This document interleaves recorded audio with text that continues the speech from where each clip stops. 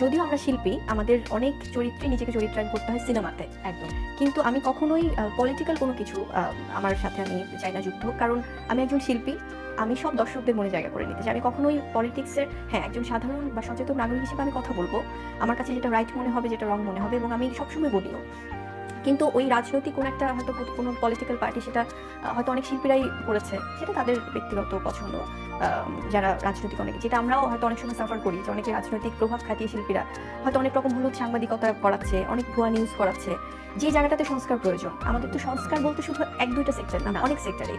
তো এই যে কোনো একটা মিথ্যা নিউজ করে ফেলছে, যেটার কোনো আসলে ভিত্তি নেই, যেটা কোনো প্রমাণাদি নেই, কিছু নেই, তো এই জবাবদিহিতে গুলো থাকা উচিত। এবং শিল্পীদের আমার মনে হয় যে আসলে, এবং আরেকটা বিষয় যেটা খুব সুন্দর টপিক বললে, যেমন যারা পলিটিক্যাল ফিগার বা পলিটিক্যাল পার্সন আছে না, যে যারা আওয়ামী লীগ করছে, যারা বিএনপি করছে, যারা জামাত শিবির করছে, কিন্তু যারা আওয়ামী লীগ গভর্নমেন্টে আওয়ামী লীগ হচ্ছে, বিএনপির সময় আবার বিএনপি হচ্ছে, আবার জামাতের সময় জামাত হয়ে যাচ্ছে, এই যে এই পোলটি, এই ডিগবাজিগুলো, এগুলো আমার মনে হয় যে এই সুবিধাবাদী লোকগুলো আরো বেশি একটু অন্যরকম। কারণ যারা যে কোনো গভর্নমেন্টের সময় হয়তো নমিনেশন নিচ্ছে, পরবর্তীতে আবার চেঞ্জ করে ফেলছে। তো আমার কাছে মনে হয় যে ওভারঅল সবকিছু মিলিয়ে সংস্কারটা প্রয়োজন।